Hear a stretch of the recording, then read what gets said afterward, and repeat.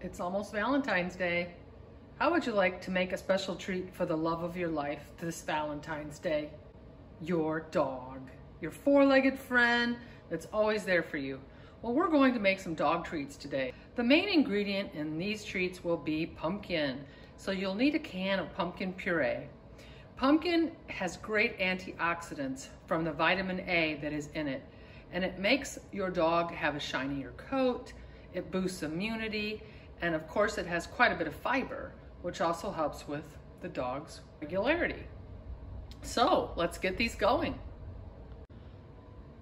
So the ingredients you're going to need for today's dog treats are 2 cups of whole wheat flour. You could also use all-purpose flour, but whole wheat will give them just a little bit more fiber to help with the regularity as well. 1/3 cup of peanut butter. We want to use a natural peanut butter, not one that has added sugars. This is one of my favorite natural peanut butters. You can buy it at Hy-Vee in the natural section. It's also available at our local Fairway stores near the butter. This is Old Home natural peanut butter. No stir. It has an amazing flavor, and all the ingredients is peanuts and salt. It's delicious. It'll be great for your dog as well. 1 cup of pumpkin puree, 2 eggs, and a teaspoon of cinnamon.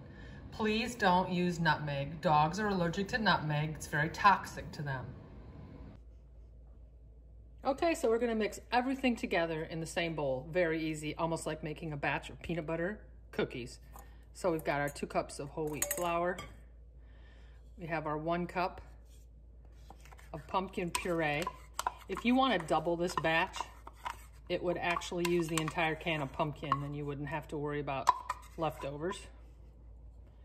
Going to put in our 2 eggs.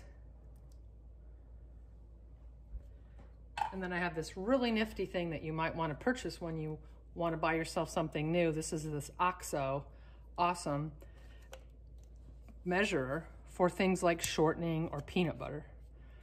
You just roll it down to the amount that you need, and then you simply put it in and then push it up, and it comes out really nice and clean. And a teaspoon of cinnamon. Get a good wooden spoon and a nice mixing bowl. Give it a good mix.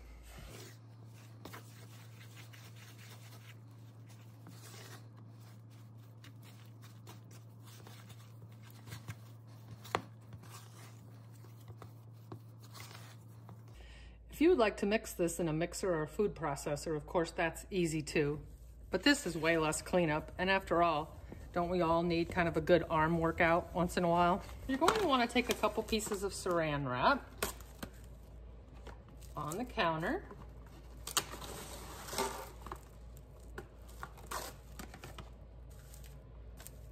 Okay. And you can put the dough right in the center. Use your hands to make it into sort of a log shape. Roll it in the saran wrap, and then you can roll it out into a longer shape.